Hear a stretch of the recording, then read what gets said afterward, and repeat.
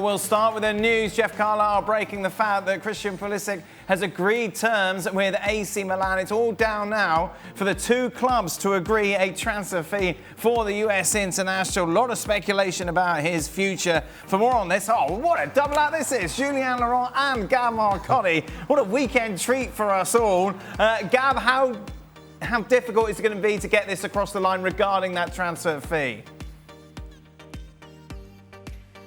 Well, I think the impression, Milan are confident, but they are, my understanding is they're a little annoyed and, perhaps almost ready to walk away. From their perspective, this is a player who has a year left on his contract with Chelsea. This is a player who's agreed to take a substantial pay cut to join Milan. This is a player who clearly doesn't fit into Chelsea's plans, otherwise they would have extended his deal. And I think they certainly feel a little disappointed. I think they thought that they had a deal at 15 million, maybe 18 million. Now my understanding is Chelsea want 25 million, possibly because they know Milan are getting money in for Sandro Tonali. My understanding is Pulisic is probably a little bit frustrated as well. Let's just forget pretty much everything you've just said, Gab, because we've got to discuss if he does go there. Does he start? This is our whole show pretty much, so we can't say he's not going because he's going to go there now, we've decided. Does he start? I would expect, I would expect that he does start. Milan's still in a little bit of flux. They obviously want to bring players in. Not 100% clear whether it's going to be 4-2-3-1 or 4-3-3 setup, but you assume Rafael Leao, who, by the way, Dan, fun fact, will be known as Rafa next year. And change his shirt number from 17 to 10. He'll be on one wing, and you expect Christian Pulisic to be on the other one. The combination there, Alexis Salamakers, who could be moving on as well. Junior Messias, another guy possibly staying, could be moving on, unclear. And then obviously Olivier Giroud through the middle, although, Milan still hoping, or planning, I should say, to bring in another centre forward. So if Pulisic does start, Jules, does he succeed there? It's a good question. He would have to start on the right-hand side because Leao or Rafa, as Gab said, is going to play on the left-hand side, which really is Pulisic's best position, the left-hand side. So he would have to play on the right, and maybe we'll need a bit of time to adapt to that kind of position, which is different to the left-hand side. You don't do the same things when you're a right-footed winger on the right than you could do on the left, for example. But apart from that, I think this would be a good move for him. It's a team that the characteristic of this team under Pioli, I think, suits him, especially the verticality, and we saw that in the Champions League, for example, especially against Napoli, so that could work. But he will need a bit of time, of course, to adapt to what Serie A is, Italian football is, a new team, new teammates, new culture, etc. But I think it would be a good move for him, and I think he would succeed. Milan fans excited by this move, Gab? Well, Milan fans are still annoyed that Sandro Tonali is leaving, of course, first and foremost. No, look, obviously, everybody watched Pulisic at the World Cup. People know the story of his time at Chelsea and the lack of playing time that he's had. So obviously, somebody with his qualities, the directness, as Jules said, he would form a good pairing with Rafael Leao, and then there are other solutions too. There's been talk of playing Rafael Leao, through the middle, in which case Pulisic would be back on the left. There are different solutions there. Would you have had Xhaka if you could? If I could, yeah. Yeah, you've gone Xhaka like Rafa. Yeah. Yeah, but you weren't given that opportunity. No. If only I were playing now, Dan. Well, things would be so different. If only. What's success for Pulisic? To consistently be in the AC Milan team to start with. Right. It's a long, long time since he's been a consistent starter with Dortmund. So this will be something new for him. I don't think he's ever played 10 games in a row with Chelsea without either being dropped or injured. So I think first off, he has to get settled in and be a regular starter. Right. And then go from there. Because to think of anything else just wouldn't be the right thing to do. He has to get settled, get playing, get his form back, and then start building again. And he could do that, Shank? You think this is a good place to do it? I'm not at all certain. I'll be really honest with you. Listen, I like Christian Pulisic as a player. I really do. I think he also has good leadership qualities, and you see that on display for the US team in particular. But 4 years at Chelsea, where he struggled, last season or two at Dortmund, I don't think he's seen anything of him, anything of his qualities. So now going into a team like AC Milan, and regardless of what their current issue is, we are talking about a team that finished fourth in Serie A, that'll be playing in Champions League, and just because of the badge on the shirt, there's a certain level of expectation around representing that club. I'm not sure that's where Christian Pulisic needs to be. I had advocated that play a little bit lower down in the Premier League, where the expectation isn't high, and you can work your way back into that player that you promised to be 5 or 6 years ago. I'm not sure that again, AC Milan, given all that club represents, is the right platform for him.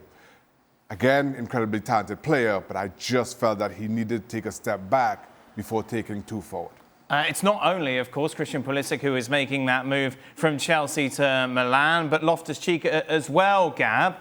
We were saying before, what does Loftus-Cheek give you these days? It's a good question. I mean, look, this is a player who I think often leaves people extremely frustrated, because here's a big, tall, strong dude who is also really, really good with his feet. And yet, really, I'd argue until the last couple months of the Maurizio Sarri season, when he was really, really good, really hasn't given the best of himself. I think Milan hope that they can regenerate him. Obviously, very different player from Tonali, but he seems up for it. He seems motivated, and he gives you something different in the middle of the park. Meanwhile, US international Yunus Musah linked to Milan as well, Jules. He had such a disappointing season last year. Obviously, everyone around Valencia did, and he's only 20 years old, and we know his potential. So is this the right place for him to grow, do you feel? I think he needs to move out of Valencia anyway. The environment is too toxic. We know of Peter Lim and the ownership with the fans, how much struggles the team had through the season, even if they stayed up. This is not a good environment for him to keep his progression, keep growing, and he's far too good for that. So he has to move. Another move in Spain, I think, would have been good. If he wants to go to Italy, and I think tactically, someone like Pioli can be really good for Musah. I think he can really benefit from it. He would have obviously played in England, played in Spain, played in Italy. That brings, I think, a lot of positivity to him in terms of knowing different cultures, different approaches, different environments. And I think, again, Milan could be a team that suits his qualities. And Tonali, as we know, is going. So you will have Benacer. You'll have him, you will have Loftus-Cheek, but you'll have opportunities, I think, for him to play, and potentially, especially in a 4-3-3, I think it could do really well if Benacer is the sixth holding, and you could have Yunus Musah on the right, for example, and then somebody else on the left. That midfield three could be really interesting, and he could be the box-to-box guy that I think would suit this Milan team too. So on paper, it could look good, but then obviously at 20, he will need to get mature quickly. He will need to get on board of what Pioli wants him to do very quickly, and that's not going to be easy either. What do you make of this potential signing, Gab? Well, what I love about this is, of course, Musah grew up in Italy before going to England. I think he speaks the language as well. So obviously he already had some of that experience. I think Milan are very conscious of the fact that they've been criticized internally about having too many young players and so on. Zlatan Ibrahimovic notwithstanding, of course. I think this transfer's hit a bit of a road bump, but I think you might as well strap yourself in. I think a lot of these transfers are going to take time to do. I think it is definitely somebody Milan still really like in terms of the profile. As Jules said, assembling that midfield with Pobega, of course, who's still around, Benacer, Loftus-Cheek, Musah. That's the kind of midfield they like if they go 4-3-3, and that's increasingly looking more likely if they move on Charles de Ketelaere, who obviously had a very difficult season last year. Moving from one US international to another, Gab, Sergino Dest leaving Milan. Goodness me, what a horrible couple of years he's had. Well, he's going back to Barcelona on loan. I think the less said about his time at Milan, the better, frankly. I just couldn't get he couldn't get on the pitch. Milan saw him as kind of, he'd have opportunities after the injury to Florenzi, but his performances didn't warrant that. Pioli just didn't like him. And, now he goes back to Barcelona. He's on a big wage from Milan's perspective. There's no way they were going to keep him. And now I think Barcelona are gonna look to find him a home. How much is he on, Gab? I believe it's something in the order of 4.8 million net. Wow. That was a figure that was quoted, and Barcelona paid most of that salary. Goodness. But Jules, where next for him then? As the captain, no one's paying those wages. I mean, yeah, the wages I think could be a big obstacle for a lot of clubs who might want to take him on loan, and Barca will have to pay quite a big chunk of it. The problem is okay, you go to Barcelona and that could be a mistake, and people can see, okay, you're not good enough. You go to Milan, who is another opportunity. You go into a new team, and you have another chance, and then you fail again. And it's not just you failed, because the few times you played, you were a disaster. And now, who's going to take you? Certainly not clubs of that caliber, so you'll have to go take a step down. Again, clubs, if you take a step down, don't have the financial power to pay your wages, so we go back to the wages being an obstacle. But the problem as well with those kind of players is that they don't want to take a step down. A bit what Xhaka was saying with Pulisic. Sergino Dest might just want the top of the top in Europe, and he might not want to hear about like a mid-table club in La Liga, for example. That might not have an interest for him. So I'm not too optimistic for him this summer, I have to be honest. Go on, Gab.